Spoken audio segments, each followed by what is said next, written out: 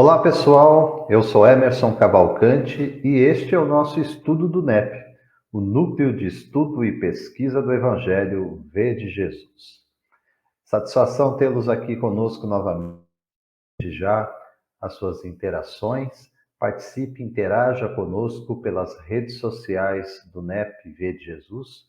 Você pode tanto na página do Facebook curtir a página, assim como pelo canal do YouTube se inscrever, acionar o sino de notificações e receber os novos vídeos.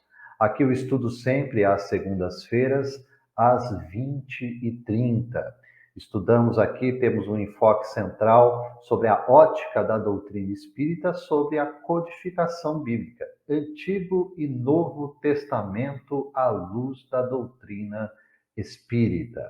A sessão que vamos estudar neste mês de setembro retorna às cartas de Paulo.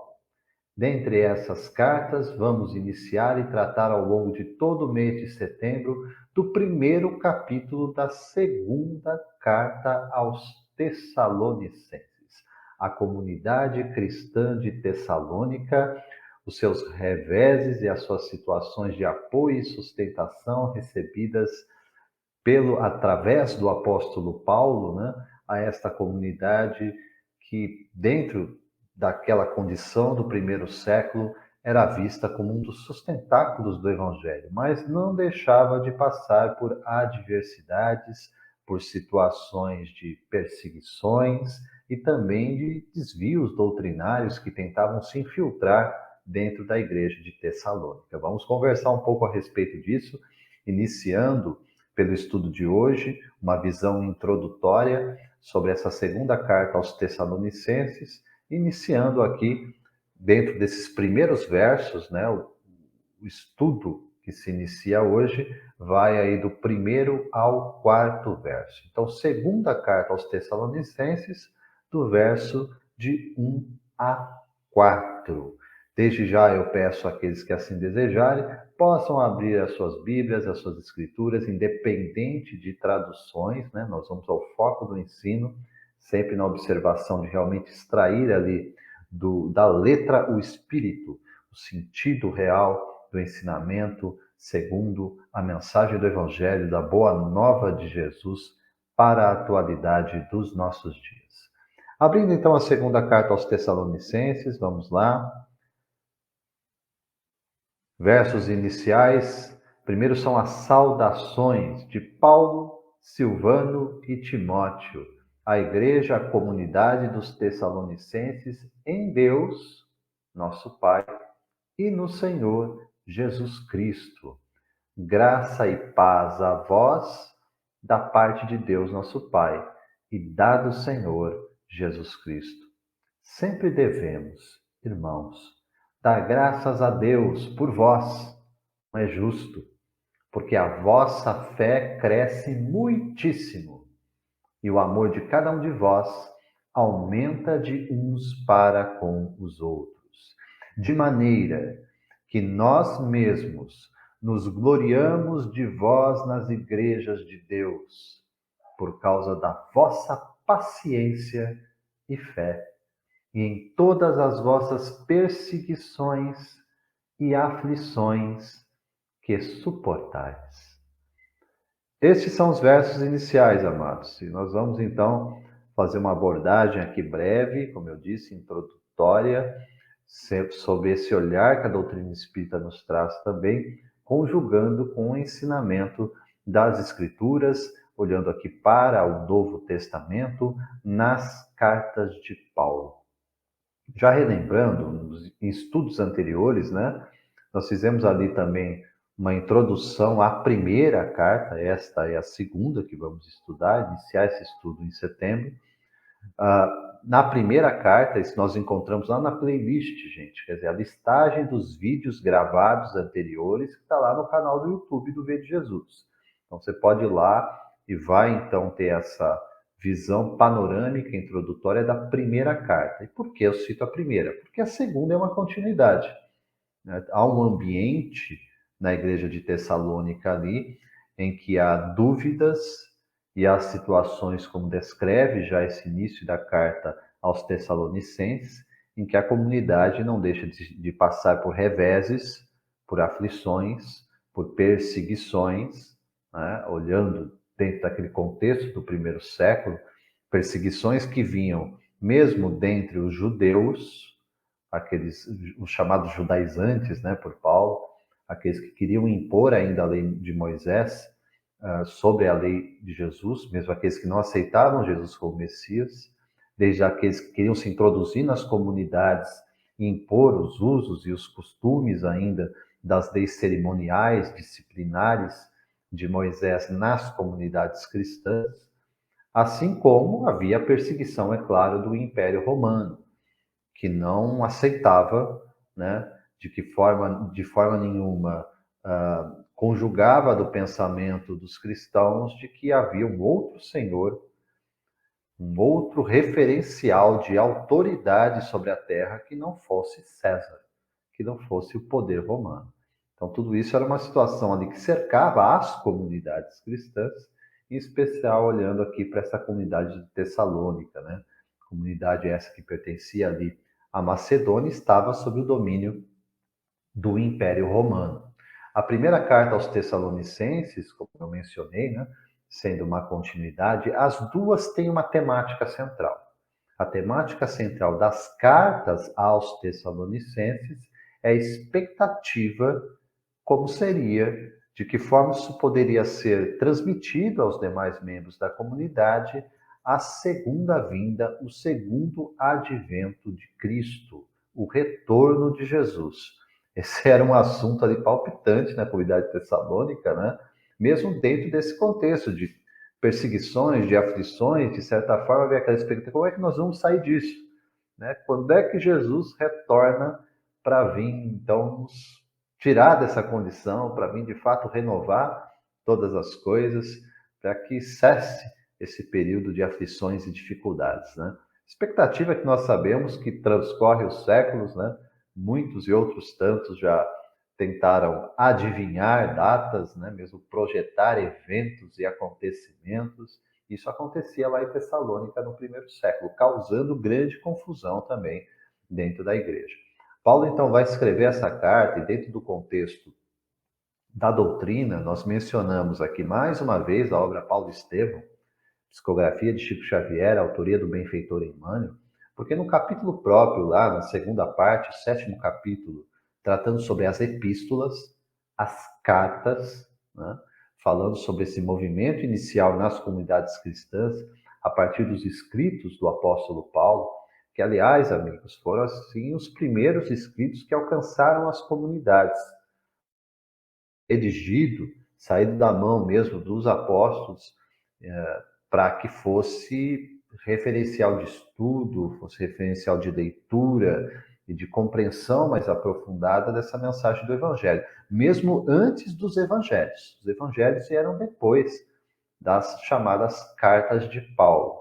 Então, para a gente perceber aqui, ter essa noção da importância, da relevância, mesmo dentro do ensino da tradição cristã, dessas cartas paulinas. E lá em Paulo Estevão, né, é descrito que começaram vários agentes, pessoas se aproximarem das comunidades pedindo aconselhamento, orientação de Paulo, e Paulo se vê em apuros, né, porque como ele poderia sozinho, mesmo com seus poucos colaboradores ali, dar conta daquelas comunidades que iam se multiplicando, tanto, né, dentro do ambiente ali de Israel, com os demais apóstolos, assim como no ministério de Paulo, em que basicamente ele falava para fora de Israel, né?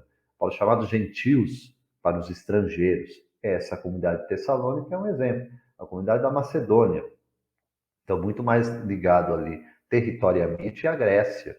E nesse sentido, então, a influência de Paulo junto a essas comunidades era uma autoridade reconhecida, mesmo sendo um apóstolo posterior, né, ele próprio diz, né, o apóstolo tardio, aquele que fora chamado por Jesus na estrada de Damasco, por Jesus ressuscitado, ainda assim, é claro, o testemunho de vida de Paulo, a mudança que ele experimentara, né, E a capacidade de Paulo mesmo de transmitir aquele conhecimento, aquela mensagem do Evangelho, a experiência pessoal dele com Cristo, tudo aquilo impactava as pessoas que ouviam e as comunidades iam se formando ao redor daquele testemunho pessoal do apóstolo. Então procuravam Paulo nesse sentido, para que ele pudesse dar orientações, aconselhamentos, né? Ele próprio dissera que receberam o Evangelho não de homem algum, mas do próprio Jesus Cristo. Então qual que era a expectativa? Olha, se você tem contato do próprio Jesus Cristo, por favor, né, nos oriente como passar por essa situação, como responder a essas dúvidas da comunidade. Então, lá na obra Paulo Estevão, né, tratando sobre a primeira e segunda carta aos Tessalonicenses, menciona lá que foram estas as primeiras cartas de Paulo. As cartas que inicialmente circularam nas comunidades cristãs, especialmente ali em Tessalônica, foram essas duas cartas. Lá nominalmente é dito, né, que ao receber essa inspiração do Cristo para que usasse dos poderes do Espírito, expressão que Emmanuel utiliza lá na psicografia de Chico para descrever essa situação, quando Paulo em lágrimas faz uma oração em Corinto. É interessante notar que os historiadores hoje concluem que, de fato, Paulo estava em Corinto no momento da redação dessas cartas, quer dizer, vem em apoio à revelação espiritual, à revelação mediúnica, o fato de que ele se encontrava na comunidade de Corinto quando inicia essa movimentação do escrito das cartas. E revela lá também que Paulo não fez isso sozinho, que fazia com apoio, com a sustentação de colaboradores. E menciona dois deles que aqui se encontram na introdução da segunda carta aos Tessalonicenses. O que nós lemos logo lá? Que são as saudações iniciais, né, a respeito aqui dessa segunda carta. Diz Paulo e Silvano, ou Silas, conforme o uso grego-romano da expressão, do nome, né? Silas ou Silvano, e Timóteo. Então, Paulo, Silvano e Timóteo direcionam esta carta à comunidade dos Tessalonicenses, e ao direcioná-la, então, está trazendo para a gente aqui essa confirmação também da obra Paulo Estevão, de que Paulo não escrevia as cartas sozinho, de que ele tinha colaboração daqueles que o acompanhavam, no caso aqui Silas e Timóteo, e que quando lhe faltava inspiração, vinha a contribuição mesmo nos escritos, né? Porque haviam ali redatores, fosse Silas, fosse Timóteo, quem tenha redigido essa carta. O fato é que o apóstolo faz uso, então, de alguém que possa redigir enquanto ele ditava. Enquanto lhe faltava expressões, palavras, mesmo a inspiração mais precisa, vinha o companheiro em apoio. Claro que, sob o ponto de vista daquilo que a doutrina nos ensina, né, o conjunto da espiritualidade conosco, não faltou, seguramente, quando fazemos a leitura dessas cartas, percebemos, né, a autoridade, a inspiração, o conteúdo dessas cartas é algo de fato inspirado por Deus. Então, claro que os benfeitores espirituais, além dos companheiros encarnados, dos cooperadores de Paulo, contribuíram com estes escritos. Não foi diferente com essa segunda carta aos Tessalonicenses, né? Então, aprendemos aqui, Paulo, Silvano ou Silas e Timóteo dirigem então essa carta à comunidade de Tessalônica. E as duas expressões utilizadas por Paulo aqui são interessantes, né? Em Deus nosso Pai, no Senhor Jesus Cristo, e depois graça e paz a vós da parte de Deus nosso Pai e do Senhor Jesus Cristo. Na primeira condição aqui, então, em Deus nosso Pai e no Senhor Jesus Cristo. Quer dizer, em comunhão, estando em contato, interagindo com Deus nosso Pai e no Senhor Jesus Cristo, designamos essa carta à comunidade de Tessalônica. E mais uma vez, usando expressão recorrente nas cartas paulinas em suas saudações, graça e paz a vós da parte de Deus nosso Pai e da do Senhor Jesus Cristo. É como se essas saudações viessem de Deus, nosso Pai, e viessem do próprio Jesus Cristo, mas passando pelo mensageiro, passando pelo apóstolo, passando pelos cooperadores do apóstolo, por esses discípulos de Paulo, discípulos de Jesus. Então, em Deus nosso Pai, indica a comunhão. Da parte de Deus nosso Pai, indica a presença de mensageiros, de intermediários, para que a mensagem chegasse à comunidade dos Tessalonicenses. Consciência inspirada de Paulo nesse aspecto, de que o trabalho é sempre conjunto. Então não é um trabalho individual do apóstolo, agora eu vou dar uns palpites aqui para vocês do que vocês devem fazer segundo a minha opinião aí na comunidade de Tessalônica. Não.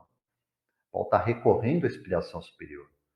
Está falando assim, com Deus nosso Pai e o Senhor Jesus Cristo, e depois da parte de Deus nosso Pai e do Senhor Jesus Cristo, nós saudamos a comunidade e enviamos estas orientações. Reconhecimento de humildade que devemos exercer sempre, sobretudo neste aspecto de compreensão de que somos ainda meninos no entendimento nas questões espirituais. E precisamos sempre da tutela do nosso Pai maior e do nosso irmão bem-amado, do Filho bem-amado de Deus, Jesus Cristo, nosso tutor, nosso orientador, nosso guia, nosso modelo, nosso padrão diante de Deus, conforme nos ensina a doutrina espírita. Né? Olhando aqui para o terceiro verso, na continuidade, Paulo ainda retrata, né? Sempre devemos, irmãos, dar graças a Deus por vós, como é justo, porque a vossa fé cresce muitíssimo e o amor de cada um de vós aumenta de uns para com os outros. A constatação de Paulo diante desta comunidade volta a dizer: não havia perfeição em nenhuma delas, como não há, não haverá, não houve.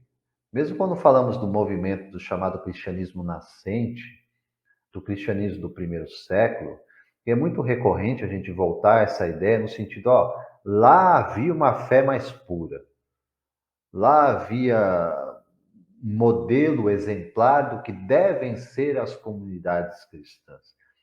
A gente deve ter uma atenção menos idealizada com relação a isso, porque para quem lê os escritos do Novo Testamento, e nós sabemos que nunca foi diferente disso, tá? Eu vou no Antigo Testamento e vejo o trabalho que teve Moisés, que teve os profetas com a comunidade de Israel. Olhando a totalidade do povo de Israel, chamado povo eleito, né?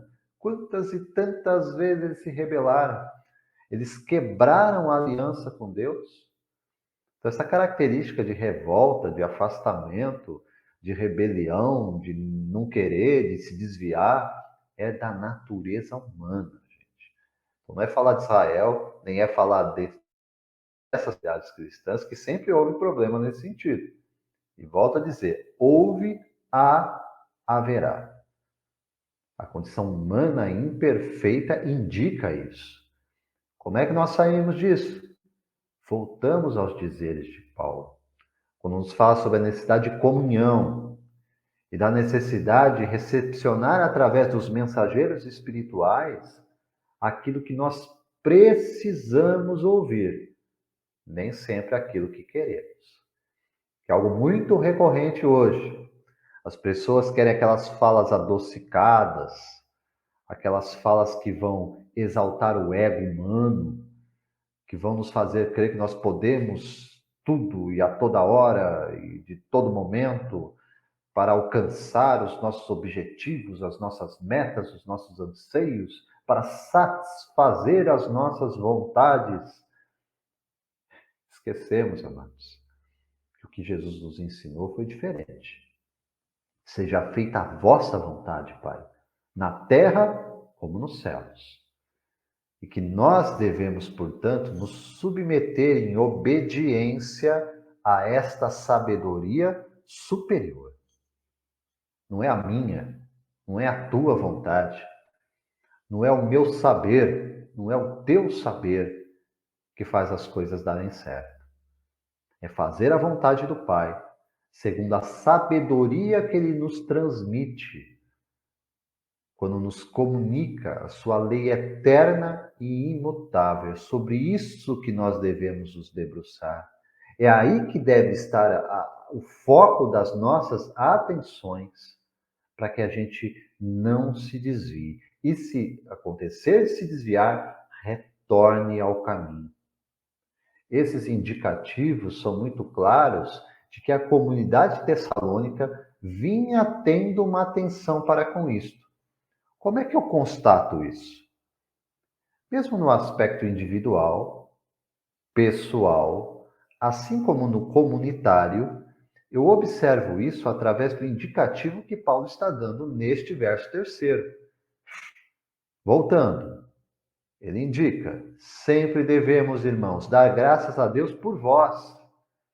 Paulo está agradecendo, escrevendo para esta comunidade, pela forma com que eles têm lidado com dificuldades, com aflições e com as imperfeições humanas. Porque diz: porque a vossa fé cresce muitíssimo e o amor de cada um de vós aumenta de uns para com os outros. O indicativo é este. A fé cresce. Por quê? Sustentada por algo maior, sustentada por algo verdadeiro, que é o quê? Lei divina aplicada nas vidas que vão sendo transformadas. Eu uso a expressão vão sendo porque eu tenho que entender que há um processo. Às vezes a gente não gosta muito da expressão, né? Fala processo, quer dizer, está acontecendo, vai acontecer, até onde vai? É sempre aquela expectativa angustiosa da nossa parte, né? De querer as coisas para ontem. Calma, alto lá. Sobre o olhar de Deus, gente, a eternidade é o tempo de cada um de nós. Deus nos olha com esse olhar da imortalidade. Ele nos criou, nos deu a liberdade de escolha. Podemos, portanto, rejeitar o seu caminho, podemos acolher este caminho. Se rejeitamos este caminho, naturalmente temos as consequências dessa condição. Aí vem perturbação, vem desequilíbrio, vem aflição, vem todas as dificuldades e tropeços dessa condição. Um caminho com Deus, tenho dificuldade? Tenho aflição? Vou ter situações que de repente eu não sei como resolver? Sim, vou ter tudo isso. Qual é a diferença? É que temos um roteiro, temos um referencial, temos um padrão pelo qual nós podemos e devemos solucionar estes conflitos. É o padrão divino, não é o padrão humano. E isso muda todas as coisas, porque o meu olhar se altera diante de fatos, situações e pessoas. Por isso, Paulo menciona que a fé dele dá graça, agradece a Deus porque sabe que é dele. Deus age sobre aquela comunidade, fazendo com que a fé deles cresça, e segundo Paulo, muitíssimo. A fé como a confiança naquilo que os olhos não estão vendo. Que mensagem preciosa para a nossa época, né? Que tudo tem que ser tocado, tudo tem que ser visto. Ah, eu tenho que ver para crer. Triste, triste viver dessa forma. Porque tenho a certeza, as coisas fundamentais da vida, as coisas pelas quais realmente vale a pena viver e morrer, acontece fora das nossas percepções, daquilo que eu vejo, daquilo que eu posso tocar. Basta dizer aquilo que nos move, sentimentos, emoções. Você vê? Você toca? Você percebe? Não, mas sabemos o quanto elas influem na nossa vida, nas nossas decisões, na nossa motivação ou não para continuar. A fé tem a ver com tudo isso. A fé nesse sentido de sustentáculo, nesse sentido de firmeza. E Paulo menciona a questão da fé crescendo muito e fala do aspecto central do ensino cristão, do amor. O amor como um transporte divino do Criador para a criatura, a multiplicar-se na relação de uns para com os outros. Paulo menciona isso de forma brilhante aqui no verso 3º, quando vai nos dizer, né? Se a vossa fé cresce muitíssimo e o amor de cada um de vós aumenta de uns para com os outros.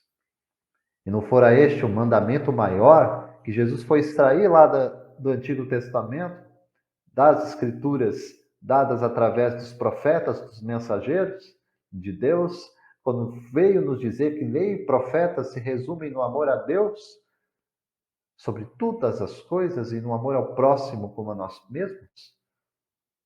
A aplicação disso dentro de uma comunidade real, humana, com dificuldades de fato.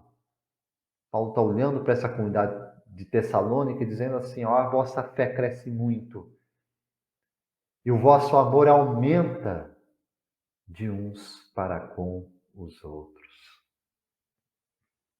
Um outro sustentáculo apontado aqui por Paulo, além dessa fé, dessa confiança, né, nos é mencionado, nos é citado aqui para finalizar no 4º verso.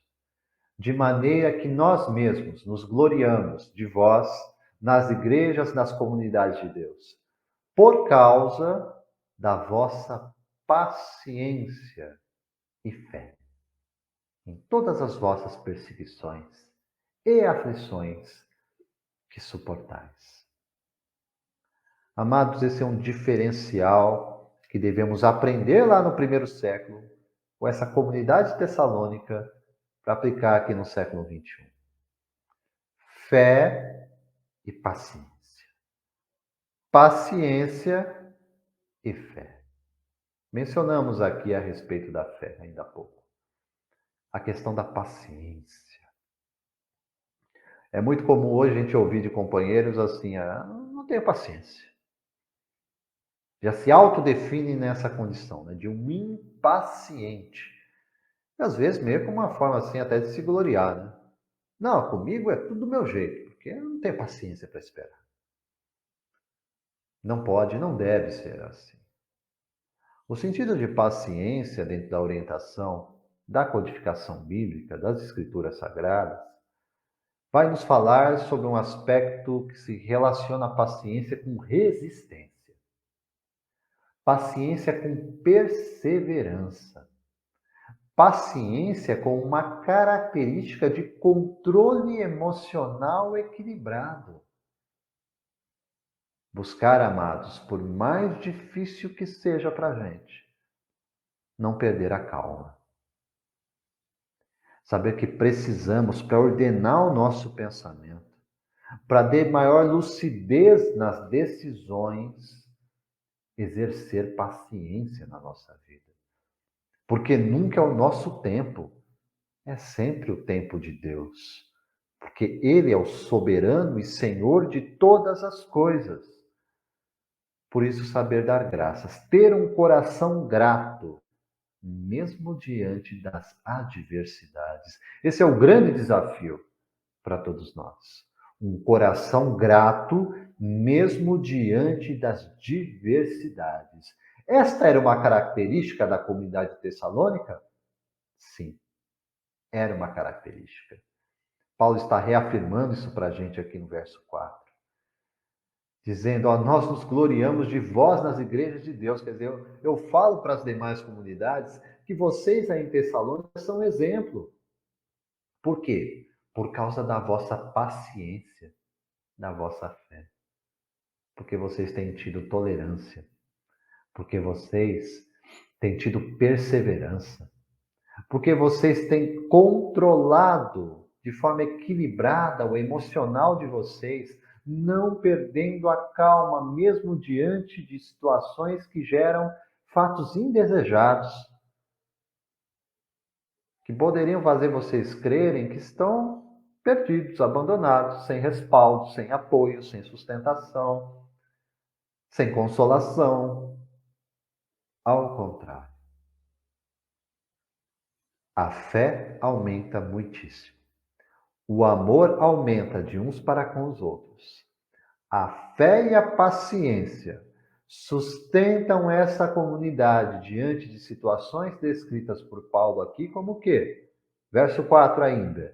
Em todas as vossas perseguições e aflições que suportais.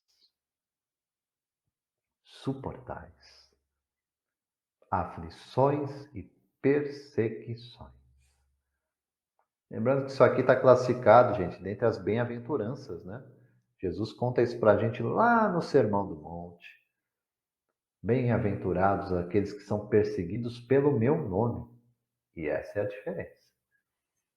Perseguidos pelo nome de Jesus significa que dão testemunho do Cristo nas suas vidas.